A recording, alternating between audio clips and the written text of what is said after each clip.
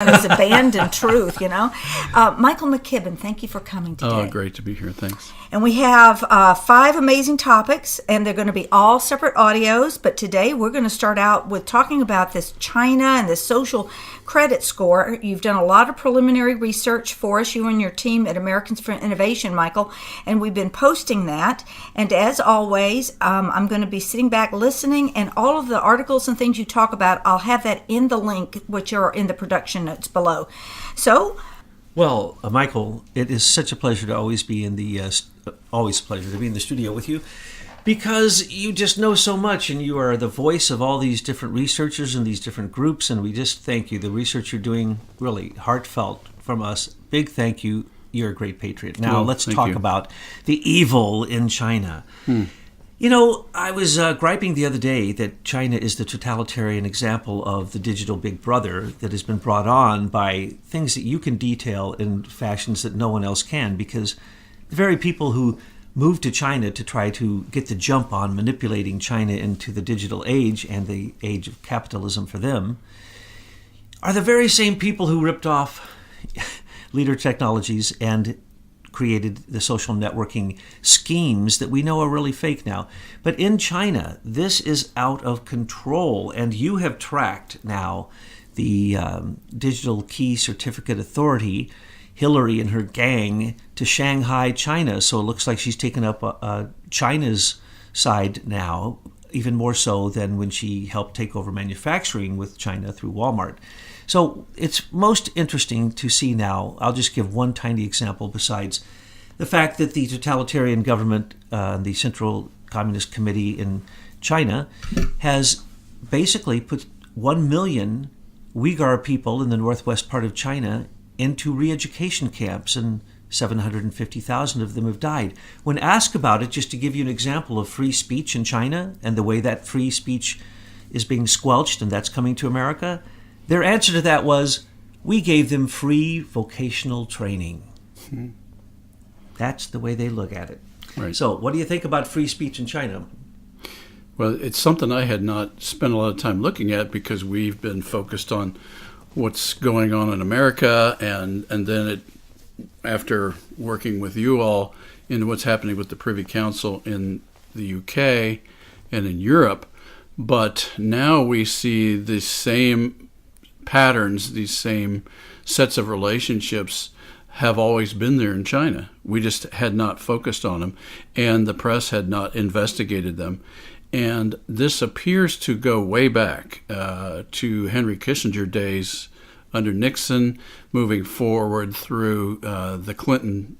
If you remember, they had that Chinagate scandal in early days of their administration. Well, it appears that Chinagate was occurring at the very same time that the Highlands Group was meeting. This Department of Defense and select private contractors were meeting together to determine how to weaponize technology going forward. All of that was occurring right there in the mid-'90s after Clinton came to power.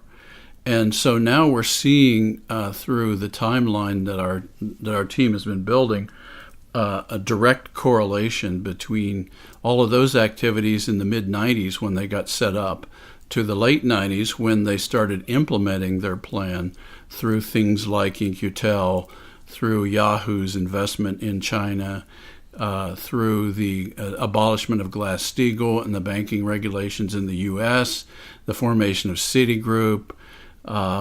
We can go on, but prior to Clinton leaving office, all of these mechanisms that are now being exploited in China were being set up. That's very clear now from the Securities and Exchange documents that these companies all filed. And that's another fascinating aspect of this corruption, is that it's so massive and so widespread. It's also well documented because they had to file certain kinds of filings with the Securities and Exchange Commission in order to sell stock in the U.S., and the devil has been in those details. And so what our researchers have been doing is digging heavily into those filings and scratching through the surface to understand what is going on and how it's going on. And it is very clear now that what is going on in China is really being driven by this same group of international lawyers, bankers, globalists that are pushing this new world order. And the unfortunate and sad aspect of this is they are now pushing their philosophy most aggressively in China, and now persecuting the Chinese people to experiment on all these totalitarian systems that they've been building through their digital networks. So it's beyond scandalous. There's no word to describe how evil this system is. But you mentioned the Uyghurs in northwestern China, and you had been mentioning those for months, and I had not spent any time looking at it. But when I read about how they are persecuting these people, this minority, and it's not the only minority, because we now see they're attacking Christian churches, Buddhist churches, Buddhist temples, free thinkers, intellectuals, real journalists, anybody that is challenging the state of affairs there is now being labeled an enemy of the state. And this, for me, was deja vu all over again, because and I've mentioned this before, in the 70s and 80s, I was involved in working with believers and dissidents in the former Soviet Union during the Brezhnev era, and saw this same totalitarian conduct and treatment of their minorities, and anybody who disagreed with the official policy of the Communist Party were labeled anti-Soviet. And they actually had laws where they actually incarcerated, in some cases murdered, their citizens for nothing more than in our case, one of our friends was imprisoned for organizing Christian concerts, and he was labeled anti-Soviet, and he was convicted of anti-Soviet activity. And they had a number of euphemisms for that same idea. But what I see going on in China is exactly the same thing, but this time they've got the digital communication networks, so they're able to do it a lot faster than they did it in the Soviet Union. But it is the same pattern. Well, for example, look at this new meme, the NPC meme. And Twitter has said, no more. We're not going to have that anymore. And if you use the NPC meme, you won't be posted. So they can do it, lightning speed. Right. Well, most people know that Eric Schmidt went over and developed Dragonfly, came back to in China, came back to America, and then said he didn't, and it wouldn't be in place in 2 years. And then we already know that 750,000 people in these re-education camps, which were absolutely controlled by Dragonfly, that's how they got put into the re-education camps, was directly conducted with the help of Eric Schmidt. And that's a fact. Now, everybody knows that. They know that Facebook went over and said, oh, no. We're not going to create what the Chinese want. There's no freedom there. That isn't a lack of free speech. This isn't surveillance. This isn't surveillance and targeting. This is brainwashing. This is their social credit system determines everything you get to do or what you don't get to do. And it's amazing to see that this is out in the public and it's in the news, and they simply stand up and deny it. But what people don't know is what I'd like to ask you about, Michael. We know about James Breyer and through you and Milner and his dad. Can you tell us about John P. Breyer? And what he had to do with the early setting up for the financial ripoff of the capitalization of the digitification of China and the cyber warfare that's basically going on against China, which is really also economic. Right. When we were investigating the misconduct of the courts and the judges in the Leader v. Facebook patent trial that we engaged in between 2008 and 2012, when John Roberts failed to disclose that he had holdings in financial interests in Facebook, we started digging into the backgrounds of the players in Facebook, and one of the early key players, at least publicly, was a venture capitalist by the name of James W. Breyer, who was the managing partner of Excel Partners in Palo Alto, California. In 2004, he was also the chairman of the National Venture Capital Association, along with many of these key players now, including In-Q-Tel, the CIA, including Fidelity and Vanguard and Kleiner Perkins and all these names that keep popping up in these Chinese investments. But anyway, back in 2004, we started digging into that first 14 million, roughly, investment that Breyer made in Facebook, and then our researchers started digging into Breyer's biography. And his biographies are all over the place, but one of the things that was glaringly absent was any discussion of his family, and which is not typical. Normally, bios are going to tell who their parents were and where they were born and that kind of thing, and those were glaringly absent with James W. Breyer. And our researchers kept digging, and then they found a couple of obscure documents and discovered that, pretty much discovered through a bunch of library researchers up in Minnesota, that the web had been cleared of all biographies of James W. Breyer's father. And yet, buried in the archives in a university in the Midwest was a discussion of John P. Breyer, his father. And lo and behold, we discovered that John P. Breyer was a fellow Hungarian Jewish refugee from Hungary. After in 1945, he came to the States along with two other well-known names, Andy Grove, who started Intel, and George Soros, who is now famous. Oh my! He's a 'Cause contemporary. People ask all the time about the relationship to Breyer and Soros. Well, there you have it. Soros ripped off the USSR and Russia, and Breyer is ripping off China in the same type of way. It's a setup. They set up the money, they set up the deals, they bring in Goldman Sachs, they get their cut off the top, and they set up what they hope will be a fleecing of a country. And of course, these are in countries where freedom of speech is not allowed because these are oligarchs. This is a centralized group of people working with globalists, and basically they take over the entire country. Well, one of the things we are now seeing is a common pattern among all these intelligence operatives, is that they've now all ensconced their children and their grandchildren in the same globalist plan on this takeover. So with John P. Breyer, he came to the U.S., and when Andy Grove started Intel, he started Computer World, the magazine. Remember the magazine from the 80s? Oh, yes. Computer World became quite well known. That's actually where we found his bio, was in an archived, scanned copy of a Computer World old journal. Anyway, well then his name just dropped off the planet. But there was a reference that he had moved to China way back, and that he was advising the Chinese government. This was like about the time Bill Clinton came to power. He was advising the Chinese government on how to set up a venture capital ecosystem in China. So this is the father, Breyer. This is the father, but John yet P. at the same time, the son, Breyer, is over here in the United States on the IBM Eclipse Foundation. Yeah, everything that's been involved with the weaponization of social media, James P. Breyer has been one of the key leaders. It looks as if... And they say investigative journalism is dead. Yes. Milner took Russia.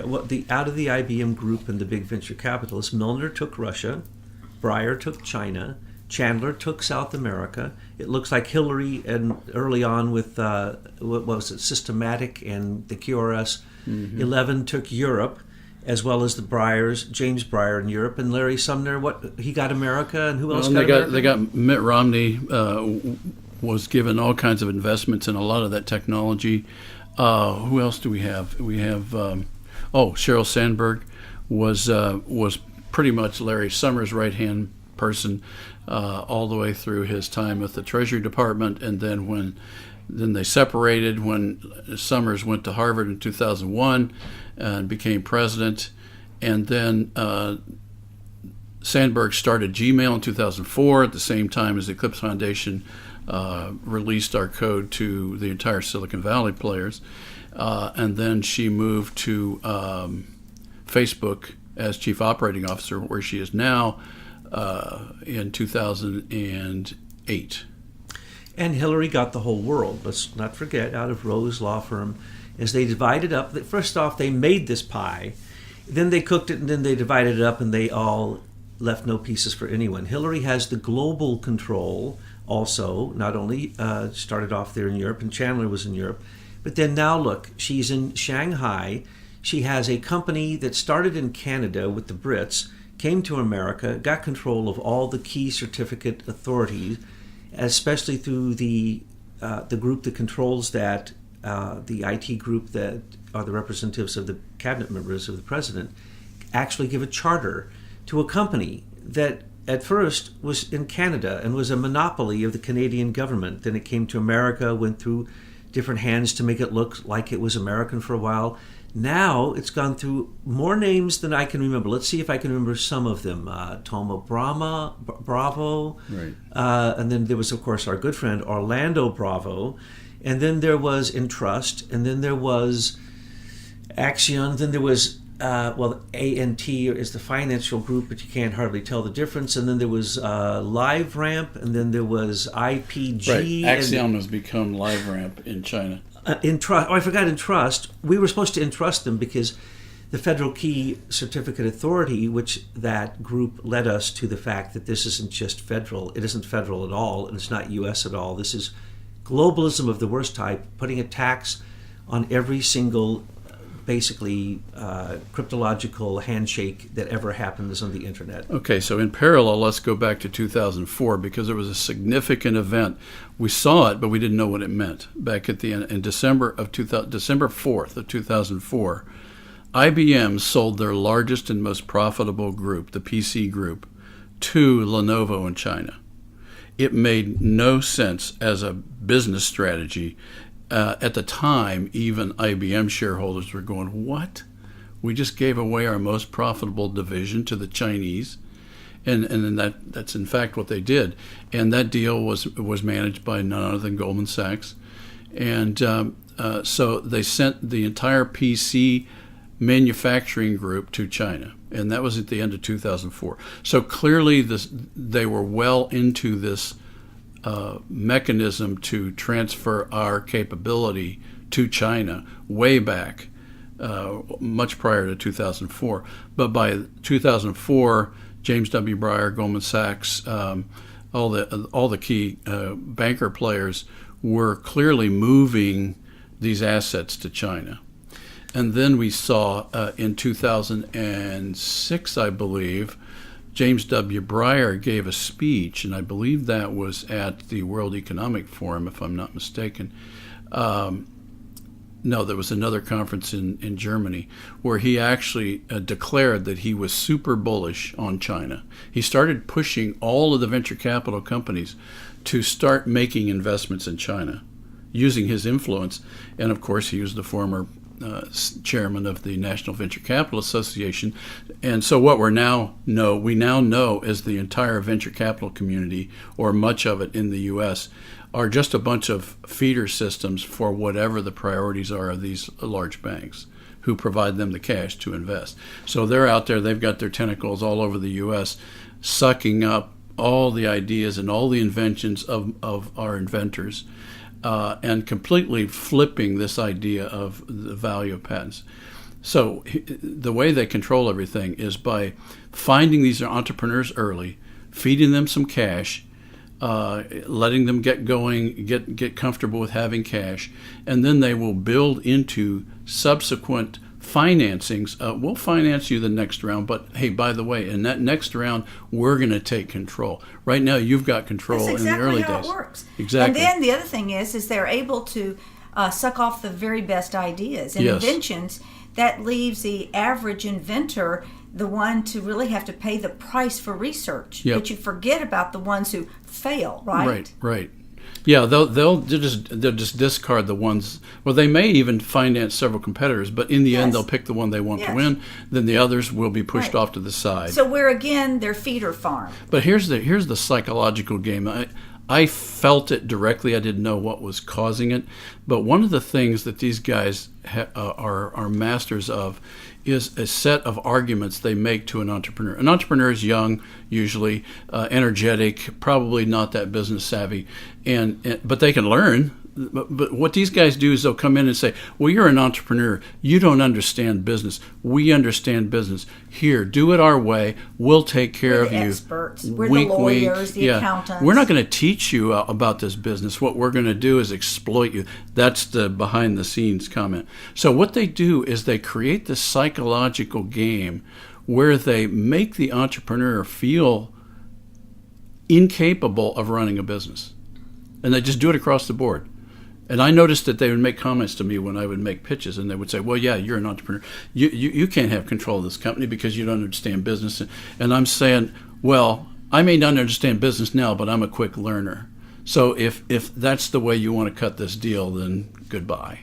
That was my comment. But that's not the way most entrepreneurs are. Most of them will say, well, maybe he's right. Maybe I can only invent. Maybe I really can't run a company. Well, they're vultures. They know what early stages of creation looks like, and they go ahead and drop themselves into the process hover early on. Okay, so before you're aware of it as the entrepreneur, right. You're being owned by these forces. Right. And so they suck the system. Now, what is the end game? I mean, have they really thought about the end game? Once a corporation is bought by another and another, and it continues to roll up, even if you have, in the most absurd case, only one corporation running the world, what is it that you want if you're at the top? What they want is the ongoing flow of patents coming out of the patent office. Get beyond that. The ultimate is they're sitting there, and what is power. it? Complete hegemony. Yes, and then what does that bring them? Does it bring them spiritual evolution and growth? Look at Does President it Xi's lift face. humanity? I mean, have they thought of their own end game? If you keep eating yourself, as humanity, and the way they do, they suck entrepreneurs from their ideas. They use the body parts of children, they eat those or whatever they do to sustain their lives. They suck on humanity, but in the end, there's going to be nothing left to suck. Psychopaths tend to lead towards megalomania, and there's no explanation for that type of ego destruction that takes everything around it with it. But President Xi Jinping of China is on that path, and the Central Committee, who are now become rich oligarchs, are probably following right after him. They may even, in fact, do him in and continue the insanity of the exact type of manipulation you two are just talking about. Let me remind our audience that Hillary Clinton's father was part of the Chicago mob. He's the one who convinced her to become an attorney. And what kind of attorney? A patent attorney, an infringement patent attorney. And in Rose Law Firm, she was connected to the Chinese. And the Chinese, through Bill and her, even before Bill, when Bill was yet the governor there in Arkansas, came in and gave them infinite money. As you see all over the world now, China is strong-arming and basically muscling and manipulating, trying to get not only the resources, but then the IP and the creativity that you were just talking about, the work of true entrepreneurs. So what happened in northern Arkansas? Out of Mensa, Arkansas, was where the Iran-Contra scandal, that's where all the planes were flying in and out. Mina, excuse me, not Mensa. Mensa is, sorry, I don't want to tell anyone. I didn't anyone. know Mensa started there. You know what Mensa is. Yes. Sorry, that's a slip. But anyway, so infinite Chinese money into northern Arkansas started Walmart. And that's why Hillary was on it from the beginning. She was there, and she was their espionage tool. This was industrial espionage to control manufacturing in America, run through the Clintons, through IP theft, as we've pointed out, through James Chandler and the whole gang, as they worked through Rose Law Firm. And this has all been tracked back to Jerry C. Jones, who was, in fact, her stooge of 17 years, who was somehow miraculously in charge of $40 billion a year when it was Intrust, the company that owned these federal contracts, supposedly, which taxes people for simply being on the internet. But it was out of northern Arkansas that China came in and basically conducted one of the greatest industrial espionage attacks on a country in world history. And Hillary is still continuing it. And I just want to remind people, she invited China into Arkansas. And then now, let's remember, all 780,000 of her emails sent a courtesy copy to China. Dianne Feinstein's controlled by China. Mitch McConnell's controlled by China. China is deeper than anyone can possibly imagine, and that's why Trump is at war with them. But I just want to say one thing, and then I'll be quiet, and that is, we're really glad you got Hillary back, China. We don't want her. You can keep her. Well, let's talk about social score relative to entrepreneurs, for example. So maybe some people don't quite understand what this social credit score is, but basically they've created this scorecard for each human being, and they've said and they've rated about according to the latest research, about 3,000 categories that Axiom is creating for each of our profiles. And it's everything from our financial history to our healthcare history to our education history to our police record to our movements to our travel to our vacations to our entertainment. Everything is in there, and it's all rated. So, for example, if I get movies from Netflix, it'll rate the movie quality relative to a score. So they're going to recognize a higher score for a movie about some social justice warrior and a low score for something that's about some conservative talk show host or something like that. So anyway, this scoring system is being collected on all of us now, and it all rolls up to one number. And in China, they are actually using this number. And there's a video out on American for Innovation's website right now. An Australian TV program actually shows that these people are talking about their scores now. So a 670 versus a 750, and how the privileges vary. And that is exactly what the Soviets did, by the way. Now, I don't know if they had a scorecard, but they may have. But anyway, they certainly had files on people. And it may have been more intuitive. But in this case, it's a score. And so they've rated everything, and they've said, if you're a good little communist, you're going to get a higher score than if you're a free thinker. So a lot of entrepreneurs, for example, are free thinkers. And so consequently, they're going to have a lower social score. And so what they're doing now is they're able to identify through this scoring system very accurately what this person believes about different subjects. Because what they've done is they've taken that score and they've correlated to how that person votes, or whether their comments on the current government situation or whatever. So they've got these scores, and they can very clearly pinpoint an entrepreneur, for example, and then they can target that entrepreneur. Now, they may not make life difficult for them. They may make it easy for that entrepreneur to get to a certain point.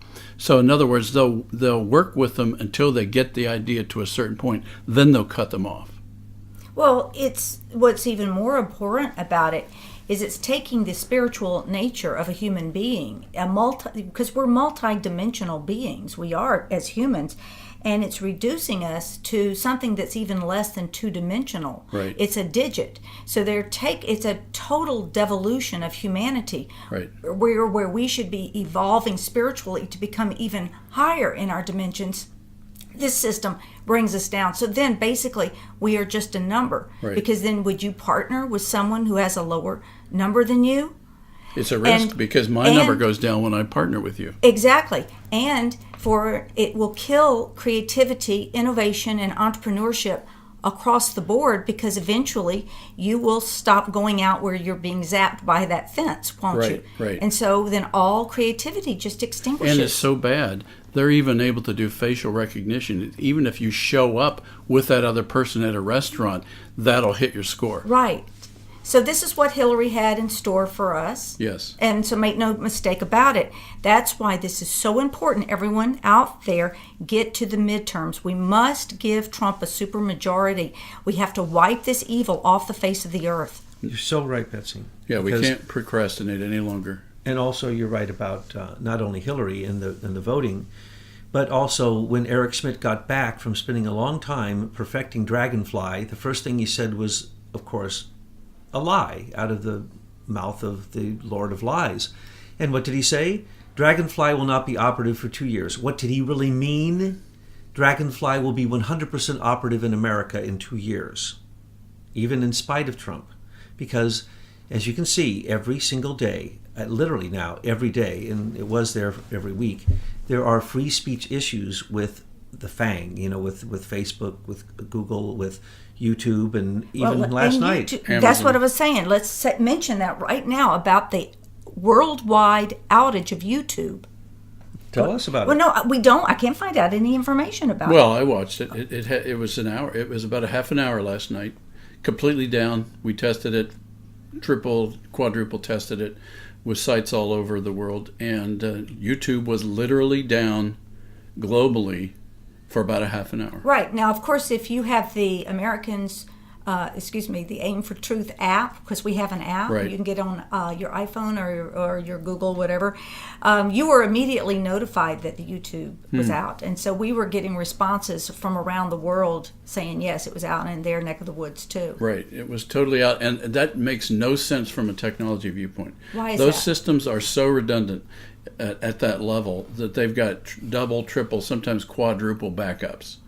And so the only reason for it to go down everywhere is, my guess, this is only a guess because I don't know, but my speculation is they were introducing some sort of new code into their system and they didn't want their normal network engineers to see it happen. And Michael, you better than anyone can explain to us, there was a warning that ICANN, which used to be ran by Stephen P. Crocker, the man who assigned the number for each ICANN number that basically tells who you are, and kind of like an IP address, I guess, but you can explain that better than I. It's a street address on the internet. And so we were warned there was going to be some outages in this, and we know that it's no longer controlled by America. It's controlled by some committee somewhere that I've never heard who it is that controls ICANN, but they give us a warning that there could be outages, and then all of a sudden, YouTube, how many millions of dollars were lost in those 30 minutes on the supposed great platform of YouTube? I can't comprehend this because I know that it is not centralized. So to do such a thing would require such coordination that it would need all of, would it not, I'm asking a question, would it not need the digital certification, key certification authority links that Hillary and Axion controls to do that? It would. This is probably more related to, it could, but it's probably more related to the ICANN registry all over the planet, because that manages all of YouTube's street addresses. And so in this case, YouTube's street address, the global street address, went down for half an hour. So this was essentially, it was turned off for half an hour, then turned back on. So someone turned it off from the ICANN. Well, it had to be. Could authority. this, and y'all are thinking things that could have possibly happened that were not positive. What if the White Hats were able to take control over the system? Well, could that have happened? Yes, Betsy. My suggestion when you told me, and I witnessed this last night myself, I said, oh, that's a Trump's shot across the bow to let them know what he can do to them. You see, the myth that the internet is not owned anywhere, it's decentralized in all of our computers, is complete nonsense. There are certain hubs that certainly can be taken down, and in fact, the United States government controls all of those lines in America. Now, the satellite 5G projections from the sky, we can talk about that in another talk. But at this point, it could have been, since he's been recently calling the big tech companies to the White House and speaking with them and saying the filthy word antitrust, monopoly, RICO to them, and recently said he's going to raise the rates on Amazon so they have to pay their postal rates. This is an attack. It could possibly, right now there is an attack by Trump. He's written executive orders to allow him to go after these things. And it seems as if one thing after the next is happening, kind of behind the scenes, not an open attack, but as I say, almost every day, every 2 or 3 days, they have to admit, as Facebook just admitted, 3 days ago, we cannot control free speech, they say, so we're not going to try. There will be no free speech in Facebook. They just came out and said that. I mean, hello, are we not having our free speech taken away from us? Is not the Atlantic Council, funded by George Soros and others, using the same program in America now through Facebook that is used in Europe that I call the Truth Ministry? There are 10 Soros-funded groups that determine what is truth on the internet in Europe. This is absurd. Now it's come to America and it's on Facebook, and that's the reason so many things are dropped from Facebook, from Instagram, from Twitter. Those are now machines. That's a program that was written, I believe it was out of Cambridge, where they simply flag words they don't like, and if you get on the list, you just simply get dropped. There's no consideration. It's actually a machine function. And that's why you have to, in the great information war, you have to stay ahead of the narrative, and that's what your research team does. Right. It shows us what's on the information path that we should know before the mass of people start using those words. Let me tell you another frightening piece of data that came out of a August 10th congressional report about the persecution of the Uyghurs in northwest China. They described the social credit score surveillance system that they have developed there and that has been applied, as Douglas has explained, against this minority group. They have developed something called the convenience police station. I'm not making any of this up. This came out of the congressional report. In a grid, every 500 meters, they've got something called a convenience police station that they've implemented in this city. And this area is the size of a population of Florida, by the way. We're talking, and it's 2.5 times the size of Texas, so this is a big region.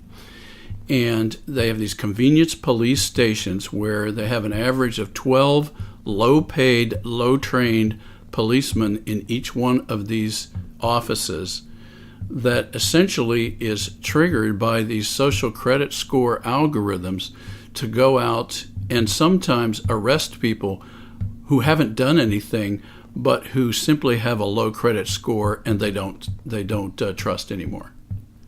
That's what they're doing now. By the way, your report, or the people you worked on to make it, that got sent over to Truth News Headlines on this very subject of China and the social credit system was breathtaking. It was breathtaking. And if people don't wake up, that's going to be America in 2 years. I predict that is exactly what Eric Schmidt was saying, because, of course, he's a liar. Nothing that comes out of his mouth is true. And so what is also going on there, we've seen films where they are now using, because that's what Eric Schmidt was over there tweaking, was the facial recognition, which now has come to America. And when you go through an airport now, certain airports, they just do facial recognition once they get you in the system, and they don't even look at any documents. Well, you can be arrested on the street, and as you say, just a few feet, there is somebody ready to arrest you in China for having the wrong look on your face. As a matter of fact, Correct. They have identified a look on any Chinese person's face in public amongst hundreds, if not thousands, of people all moving on the street together who might be using the Facebook lookalike app called WhatsApp. Right. They pull them over, the police pull them over, take their phone. If they were on it, they take them off and they re-educate them. They give them free vocational training where they have to stand for hours and hours screaming party slogans until many of them die. But it's free vocational training. This is no joke, folks. We told you this was going to happen. And by the way, I'm going to try not to get all worked up here, Betsy. Calm me down if I get worked up. But you know this, Michael. We predicted all of this. We predicted Dragonfly to the T, because when Equifax and Trans-American and the Office of Business Management were all hit for the data that they needed to finish creating Eric Schmidt's what you call dark profile, I call the black box or the cube, which is going to imprison us when they shift over from being Google to Alphabet, where you will be charged for every query and you will be given a debit or a credit depending upon what you're asking or what you're doing on your computer, which will do exactly what we've already pointed out.